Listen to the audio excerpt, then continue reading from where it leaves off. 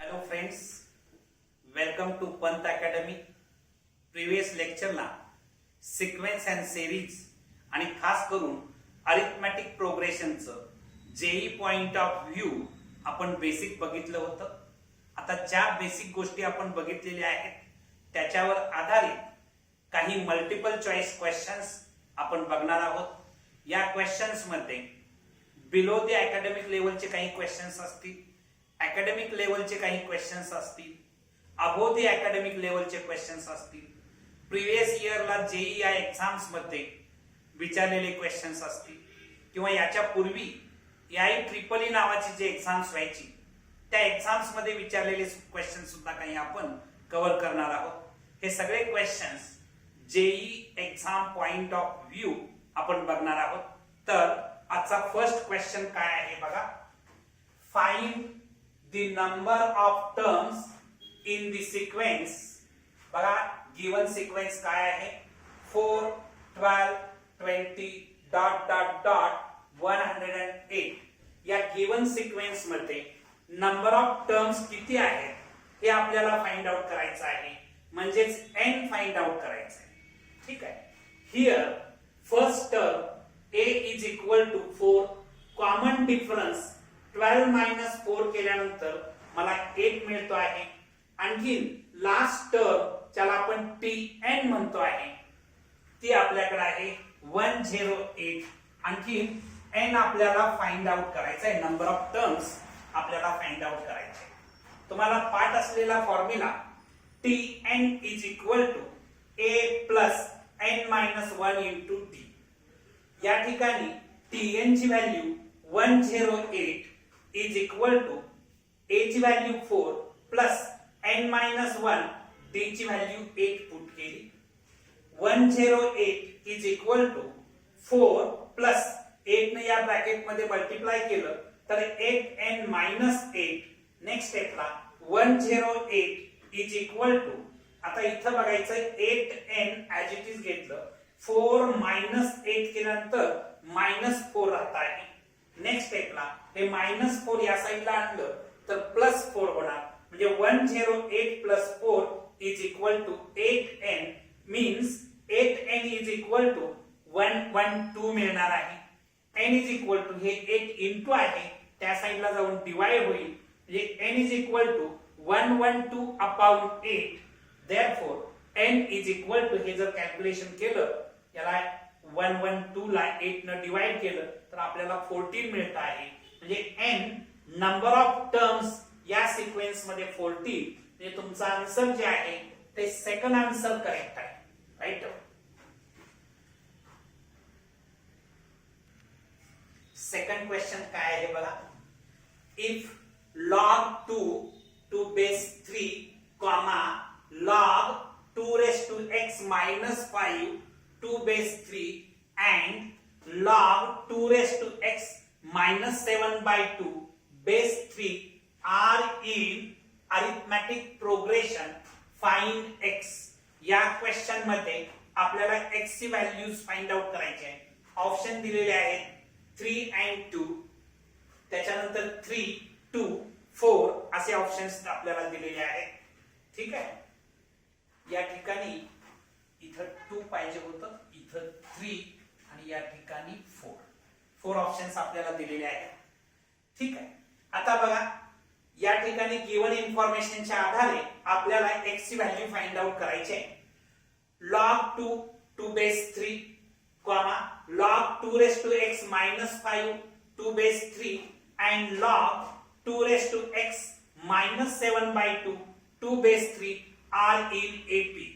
तुम्ही properties of AP शिकत असताना ही प्रॉपर्टी तुम्ही बाय हार्ट केलेली आहे. If A B C are in AP then 2B is equal to A plus C. He property तुम्हाला bye heart आहे. A B C हे 3 numbers जर अरिथमॅटिक प्रोग्रेशन मध्ये म्हणजे AP मध्ये असतील then 2 times मिडल टर्म म्हणजे 2D is equal to extreme टर्मची सम म्हणजे A plus C येणार आहे. या प्रॉपर्टीच्या आधारे या तीन टर्म्स जर अरिथमॅटिक प्रोग्रेशन मध्ये असतील तर डबल ऑफ मिडल टर्म म्हणजे 2 into log of 2 raised to x minus 5 2 base 3 is equal to sum of extreme term म्हणजेच log 2 base 3 plus log 2 raised to x minus 7 by 2 base 3. Next स्टेपला तुम्हाला लॉगॅरिथमचे rules पाठ असणं अत्यंत आवश्यक आहे. बघा log m raised to n असेल तर n into log m होतं. ठीक आहे, म्हणजे इथं पॉवर जी आहे त्याचा कोएफिशियंट होतो, पॉवर बिकम कोएफिशियंट, किंवा कोएफिशियंट असेल तर त्याचं कन्व्हर्शन आपण पॉवर मध्ये करू शकतो. आणखीन एक लॉगॅरिथमचा रूल तुम्हाला पाठ असायला पाहिजे. log m n जर असेल तर आपण log m plus log n असं लिहू शकतो.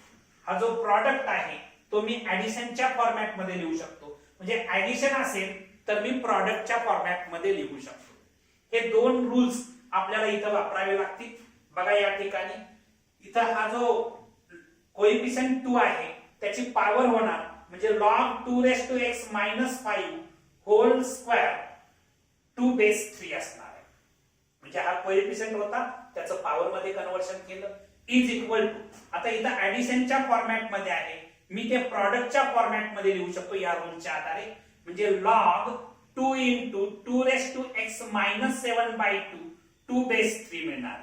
आता या साइडचा मी अँटी लॉग घेतला तर मला मिळणार आहे 2 raised to x minus 5 whole square is equal to, या साइडचा सुद्धा अँटी लॉग घेतला तर या ठिकाणी 2 into bracket 2 raised to x minus 7 by 2, जे बोथ साइडचा मी अँटी लॉग घेतलेला आहे. किंवा तुम्ही सिंपल एवढं लक्षात ठेवलं इथं बेस इक्वल आहे 3 तेव्हा लॉग बोथ साइडचा काढून टाकला तर 2 raised to x minus 5 whole square is equal to 2 into 2 raised to x minus 7 by 2 असं तुम्ही लिहू शकता. एवढ्या स्टेप्स आधी नोट डाऊन करा. हा पार्ट आपण पुसून टाकू, पुढच्या स्टेप्स लिहूया. राईट, आपण लास्ट स्टेप बघितली होती 2 raised to x minus 5 whole square is equal to 2 into bracket 2 raised to x minus 7 by 2. ही लास्ट स्टेप आपण बघितली होती. मी काय करतो आहे 2 raised to x साठी t पुट करतो आहे. म्हणजे हे जे सोडवणं सोपं व्हावं याच्यासाठी 2 raised to x साठी मी t पुट केलं तर इथं काय होणार आहे t minus 5 whole square is equal to 2 into bracket t minus 7 by 2, कारण 2 raised to x साठी t पुट केलं. आता याचं मी एक्सपान्शन करतो आहे. फर्स्ट टर्मचा square t square minus 2 into first term into second term 10t येणार प्लस सेकंड टर्मचा स्क्वेअर म्हणजे 5 चा स्क्वेअर येणार आहे 25 इज इक्वल टू 2 ने या ब्रॅकेट मध्ये मल्टिप्लाय केलं 2 into t 2t आणि 2 न -7 by 2 ला मल्टिप्लाय केलं तर 2 2 कॅन्सल होईल -7 शिल्लक राहील. नेक्स्ट स्टेपला t स्क्वेअर -10t हे प्लस 2t या साइडला आलं -2t प्लस या ठिकाणी 25 प्लस हे -7 या साइडला येऊन +7 होणार is equal to 0. t square -12t plus 32 is equal to 0 मिळणार आहे कारण 25 प्लस 7 केल्यानंतर 32 मिळतं. आता इथं प्रॉडक्ट आला पाहिजे 32 आणि सम आली पाहिजे -12. असे नंबर्स जर तुम्ही फाइंड आउट केले तर हे मिळणार आहे -8 -4. बघा याचा प्रॉडक्ट घ्या +32 येतो, सम घ्या -12 मिळते आहे. ठीक आहे, स्क्वेअर टर्मचा कोएफिशियंट 1 असल्यामुळे मी डायरेक्ट फॅक्टर लिहू शकतो t-8 फर्स्ट ब्रॅकेट मध्ये, सेकंड ब्रॅकेट मध्ये t-4 इज इक्वल टू 0. आता इथं बघायचं या दोन ब्रॅकेटचा प्रॉडक्ट 0 आहे म्हणजे t-8 इज इक्वल टू 0 येईल और या ठिकाणी t-4 इज इक्वल टू 0 मिळेल. t इज इक्वल टू 8 मिळणार कारण -8 त्या साइडला गेल्यानंतर प्लस झालं और t इज इक्वल टू 4 मिळणार आहे. आता मी रिसबस्टिट्यूट करतो. t मी कशासाठी कन्सिडर केलं होतं 2 raised to x साठी, म्हणजे मी रिसबस्टिट्यूट करतो t is equal to 2 raised to x म्हणजे 2 raised to x is equal to 8 or 2 raised to x is equal to 4 मिळणार आहे. 2 raised to x is equal to 8 लिहिण्याची style बदलली 2 cube असं लिहिलं. or 2 raised to x is equal to 4 लिहिण्याची style बदलली 2 square असं लिहिलं. आता इथं बघायचं हे दोन नंबर्स इक्वल आहेत. बेस इक्वल असल्यामुळे पॉवर इक्वल होईल म्हणजे x is equal to 3 मिळेल. or इथं बघायचं 2 आणि हे दोन नंबर्स इक्वल आहेत आणि याचा बेस इक्वल आहे त्यामुळे पॉवर इक्वल असेल x is equal to 2 मिळेल. ठीक आहे. x ची व्हॅल्यू 3 और x ची व्हॅल्यू 2 मिळालेली आहे. मात्र ही x ची व्हॅल्यू 2 फॉल्स येणार आहे. का फॉल्स येणार आहे बघा. x is not equal to 2. याचं कारण असं आहे की तुम्ही हा नंबर जर विचारात घेतला log 2 raised to x minus 5 to base 3 याच्यामध्ये x ची व्हॅल्यू 2 भरली म्हणजे log 2 square minus 5 to base 3 होणार.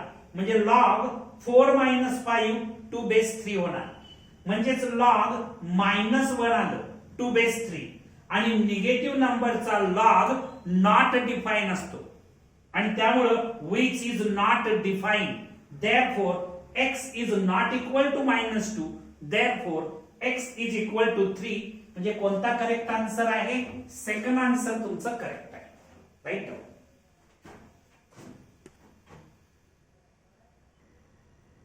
नेक्स्ट क्वेश्चन बघा. The sum of integers from 1 to 100 that are divisible by 2 or 5 is. आपल्याला सम ऑफ इंटिजर्स काढायचे. कोणत्या इंटिजरची सम घ्यायची आहे बघा की 1 पासून 100 पर्यंतचे जे इंटिजर्स डिव्हिजिबल बाय 2 और 5 याची सम घ्यायची. म्हणजे sum of integers which are divisible by 2 or 5. ठीक आहे. हे मिळवण्यासाठी आपल्याला 3 केसेस विचारात घ्यावे लागतात. पहिल्या टर्म 2 न डिव्हिजिबल असणारे नंबर्स फाइंड आउट करावे लागतील त्याची सम शोधावी लागेल. 5 न डिव्हिजिबल असणारे नंबर्स आपल्याला फाइंड आउट करावे लागतील त्याची सम काढावी लागेल. त्याच्यानंतर 2 and 5 बोथ न डिव्हिजिबल असणारे नंबर्स फाइंड आउट करावे लागतील त्याची सम आपल्याला फाइंड आउट करावी लागेल. आणि रिक्वायर्ड सम काढण्यासाठी 2 न डिव्हिजिबल असणाऱ्या नंबरची सम प्लस 5 न डिव्हिजिबल असणाऱ्या नंबरची सम मायनस 2 and 5 बोथ न डिव्हिजिबल असणाऱ्या नंबरची सम. हे का करावं लागेल कारण 2 न आणखी 5 न डिव्हिजिबल असणारे जे नंबर्स आहेत ते 2 न डिव्हिजिबल असणाऱ्यामध्ये पण येणार आहे 5 न डिव्हिजिबल असणाऱ्यांच्या मध्ये येणार आहे. म्हणजे त्यांची सम 2 टाइम्स येते. ती 1 टाइम्स काउंट होण्यासाठी 1 टाइम मायनस करावी लागेल. तुमच्या सगळ्यांच्या लक्षात आला असेल. आपण सोडवायला सुरुवात करू. तर बघा केस 1 नंबर्स डिव्हिजिबल बाय 2. 2 न डिव्हिजिबल असणारे नंबर 1 to 100 मधले जर फाइंड आउट केले तर 2 4 6 डॉट डॉट डॉट 100 2 न डिव्हिजिबल असणारे नंबर्स असे मिळतील. आता हे किती नंबर्स असतील असा जर विचार केला तर n ची व्हॅल्यू इथं 50 असेल. नंबर ऑफ टर्म्स या एपी मध्ये 50 असतील. Here n is equal to 50. First term a is equal to 2 आणि last term l is equal to 100 मिळणार आहे. तुम्हाला Sn काढण्याचा फॉर्म्युला बाय हार्ट आहे n upon 2 into bracket a plus l. a म्हणजे फर्स्ट टर्म l म्हणजे last term. या फॉर्म्युल्याच्या आधारे 2 न डिव्हिजिबल असणाऱ्या नंबरची सम जी आहे त्याला मी S1 कन्सिडर केलं. S1 is equal to n च्या ठिकाणी 50 अपॉन 2 इनटू ब्रॅकेट 2 प्लस 100. आता 50 अपॉन 2 केलं तर 25 आणि ही सम 102 येणार. 25 इंटू 102 केलं तर 2550 2550 अशी 2 न डिव्हिजिबल असणाऱ्या नंबरची सम आपल्याला मिळेल.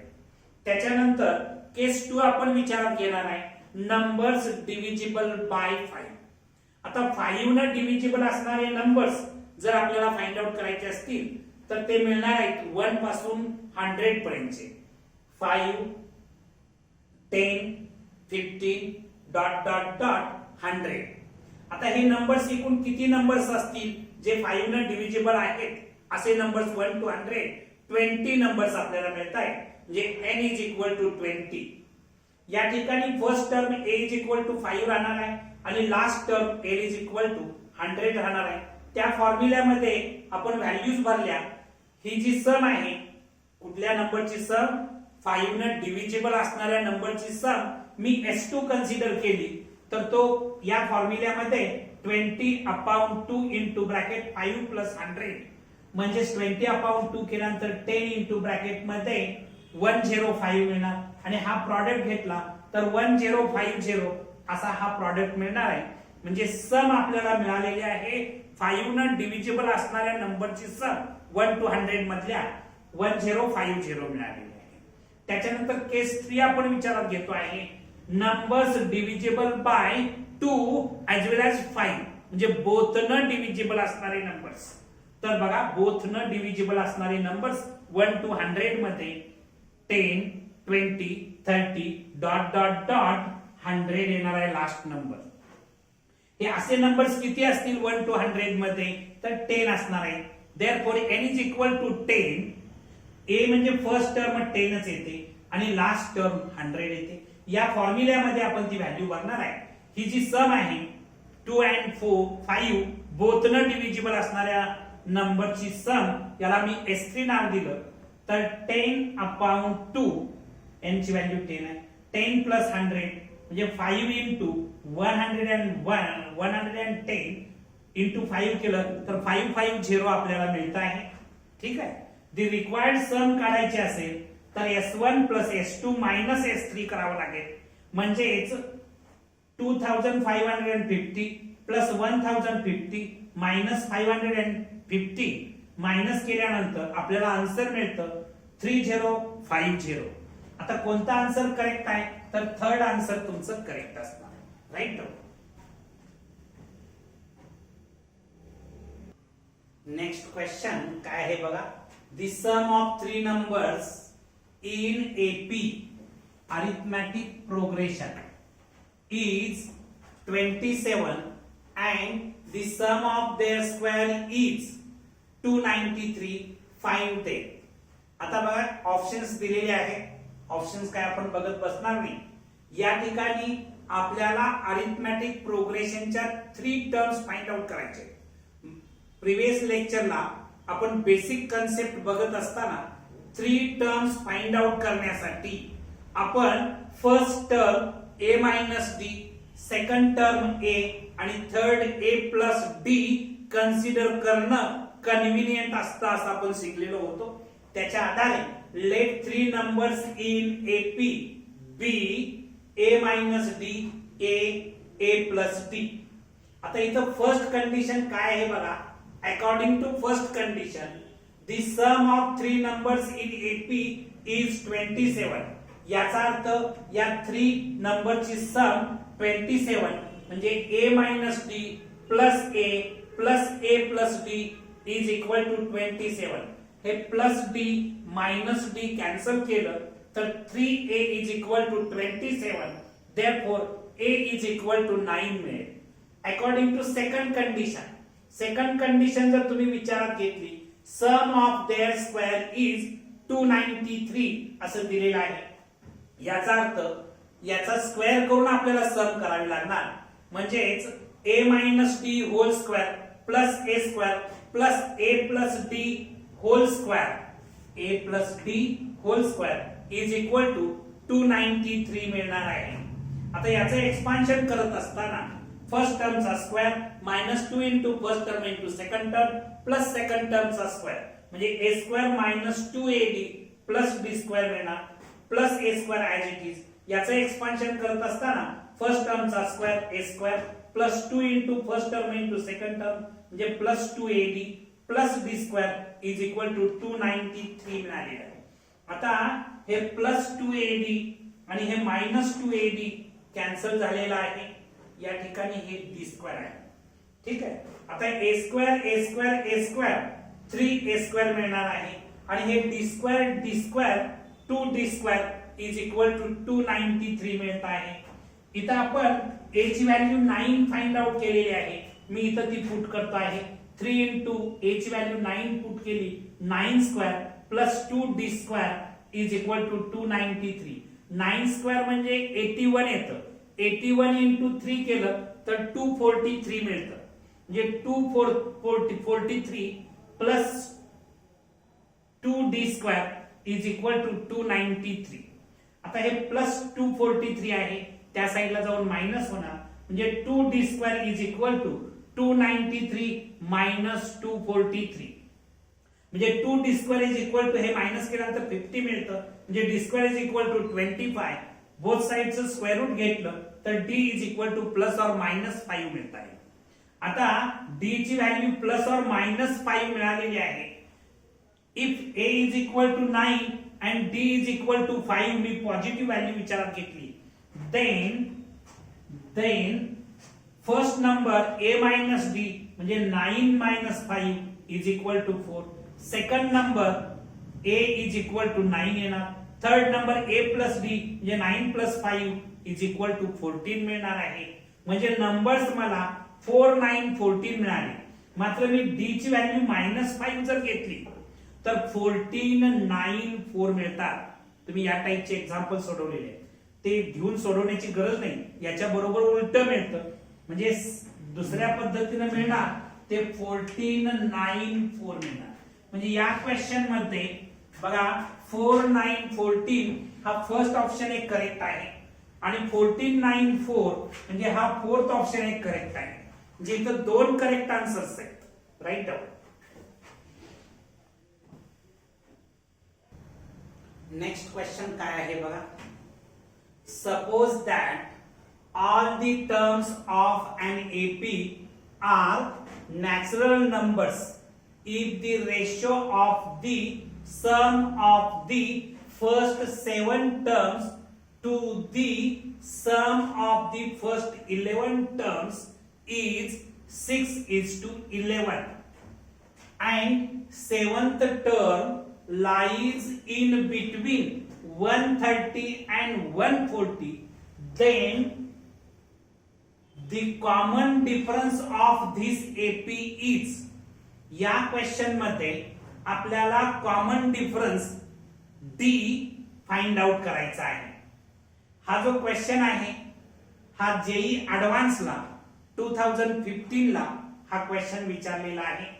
बघा काय क्वेश्चन आहे. क्वेश्चन पहिल्यांदा समजणं सगळ्यात बेसिक आहे की all the terms of an AP arithmetic प्रोग्रेशनच्या ऑल टर्म्स नॅचरल नंबर्स आहेत अशी गिवन इन्फॉर्मेशन आहे.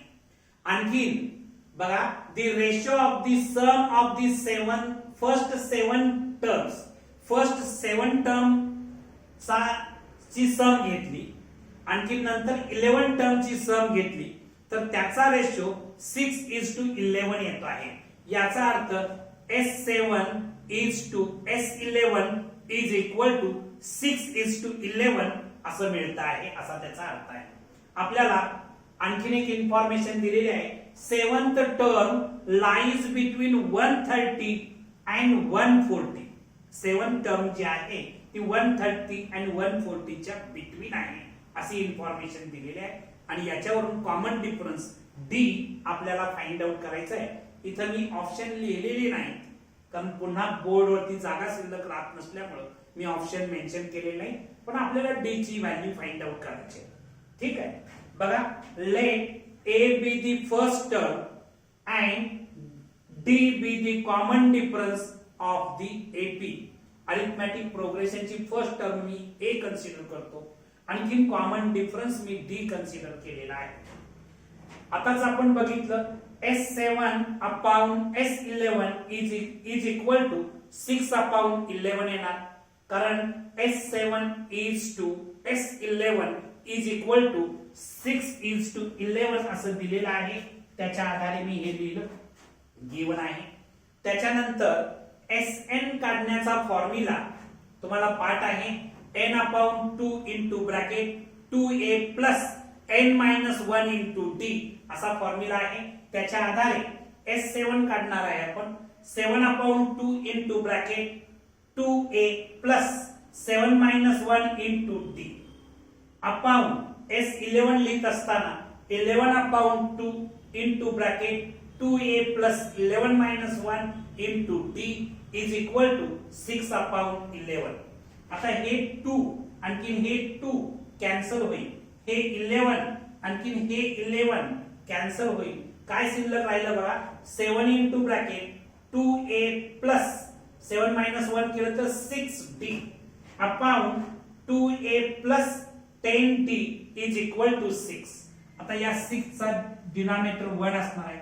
क्रॉस मल्टिप्लाय केलं 7 into bracket 2a plus 6d is equal to, हे डिवाइड आहे तिकडे जाऊन मल्टिप्लाय होईल, 6 into bracket 2a plus 10d. आता इथं बघायचं 14a plus 42d is equal to 12a plus 60d मिळणार आहे. नेक्स्ट स्टेपला 14a minus 12a is equal to 16d minus 42d. म्हणजे हे मिळणार आहे 2a is equal to 18d मिळेल. Therefore a is equal to 9d. a ची value मला 9d, फर्स्ट टर्म 9d मिळालेली आहे. एवढं आधी नोट डाऊन करा, मग पुढचा पार्ट आपण बघूया. बघा आपण a is equal to 9d असं इक्वेशन फाइंड आउट केलं होतं. आणखी इथे एक इन्फॉर्मेशन दिलेली आहे. Seventh term lies between 130 and 140.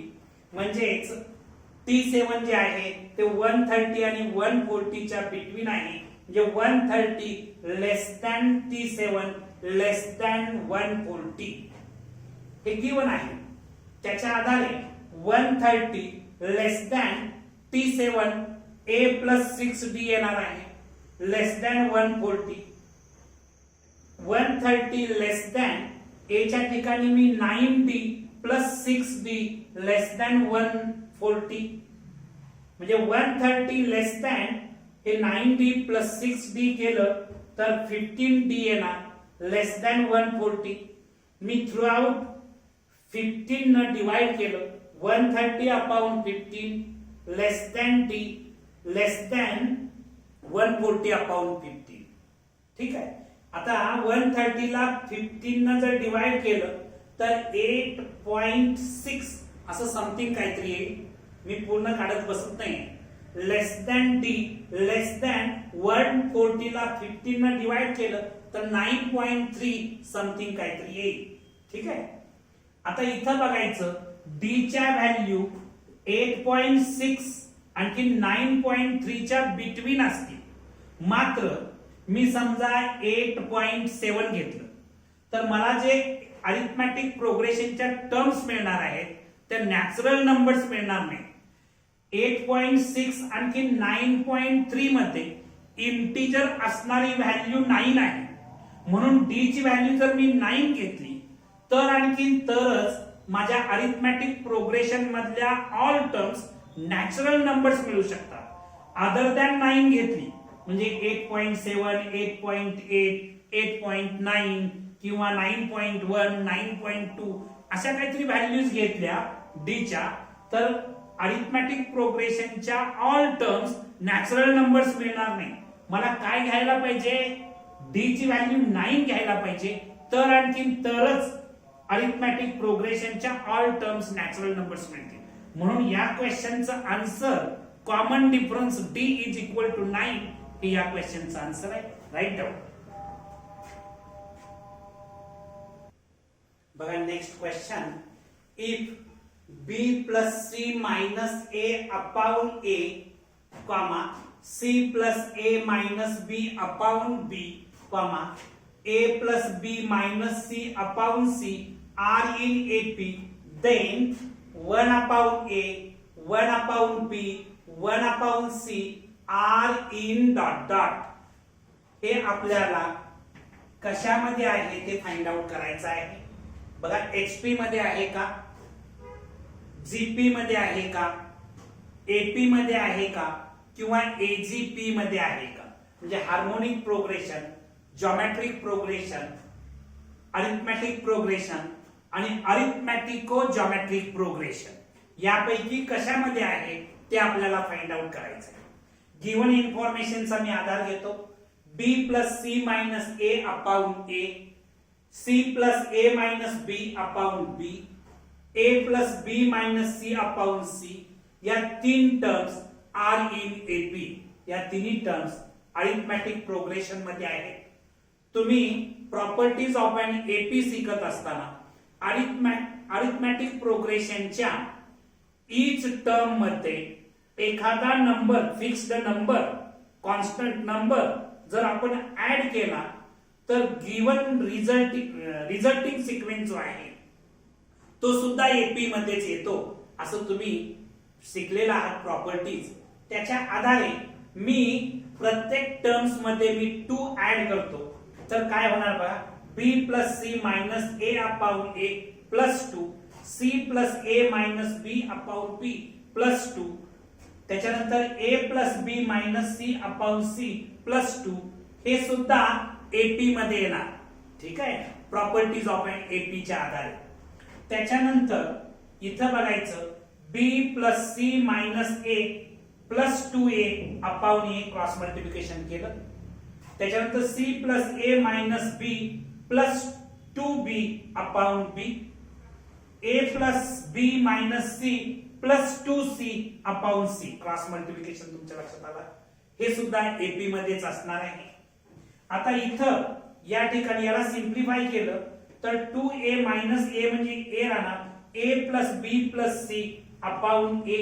इथं सुद्धा हे 2b मायनस बी केलं तर b राहतं, म्हणजे a plus B plus C upon b. इथं सुद्धा इथं 2c मायनस सी केलं तर c राहणार, म्हणजे a plus B plus C upon C are in AP. याला फक्त मी सिंप्लिफाय केले.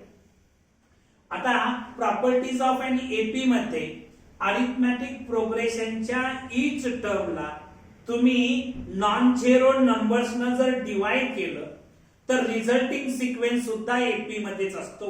या प्रॉपर्टीच्या आधारे मी यांना A plus B plus C न डिवाइड केलं तर मला हे मिळणार आहे 1 upon A, 1 upon B, 1 upon C are in AP. म्हणजे हे जे 1 upon A, 1 upon B, 1 upon C AP मध्ये मिळत आहे. म्हणजे तुमचं थर्ड आन्सर करेक्ट आन्सर आहे. Right.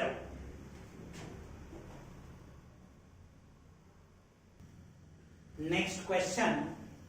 Let TR be rth term of an AP whose first term is A and common difference D. If for some positive integer m is not equal to n and Tm is equal to 1 upon n, Tn is equal to 1 upon m, then a minus d is equal to question marks. Option दिलेले आहेत. आता given इन्फॉर्मेशनच्या आधारे a minus d ची value काढायची. Tm is equal to 1 upon n दिलेला आहे. Tm is equal to 1 upon n given आहे. Tm काढत असताना a plus m minus 1 into t is equal to 1 upon n. Tn is equal to 1 upon n given आहे. Tn काढण्याचा formula a plus n minus 1 into t is equal to 1 upon m. त्याला equation number second असं नाव दिलं. मी equation 1 मधून equation 2 minus करतो. we get a plus m minus 1 into t. Minus करत असताना sign change होतील. Minus a minus n minus 1 into t is equal to 1 upon n minus 1 upon n. आता इथं हे plus a minus a cancel होईल. m minus 1 into t minus काय होणार आहे n minus 1 into t is equal to, इथं cross multiplication केलं तर m minus n upon mn येणार आहे. या दोन्हीच्या मधून मी d कॉमन घेतलं तर m minus 1 minus n minus 1 ब्रॅकेटच्या बाहेर d is equal to m minus n upon mn. आता इथं m minus 1 या मायनस साइन मुळे साइन चेंज होतील minus N plus 1 into D is equal to M minus N upon M N.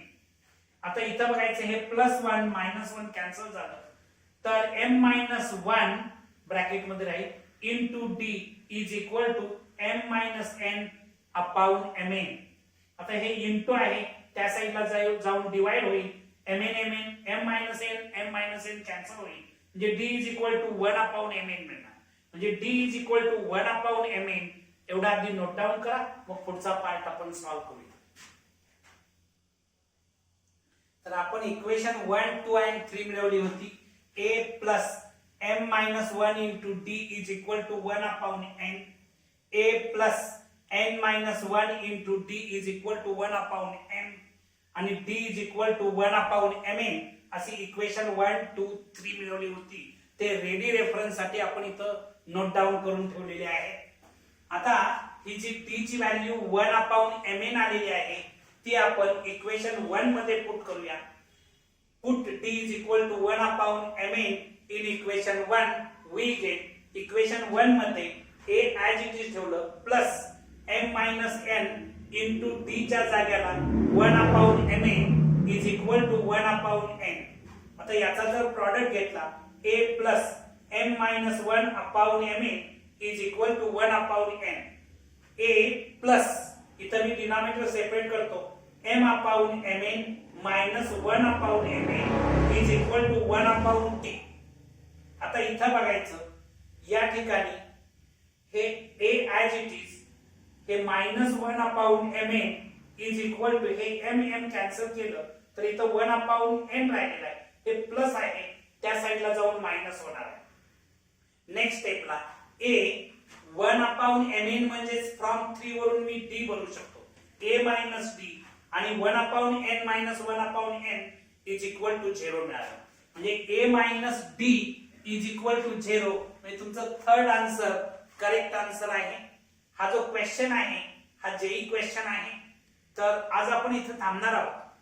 तुम्हाला हा video आवडला असेल तर लाईक करा, शेअर करा, सबस्क्राईब करा, बेल आयकॉनचं बटन क्लिक करा. थँक्यू.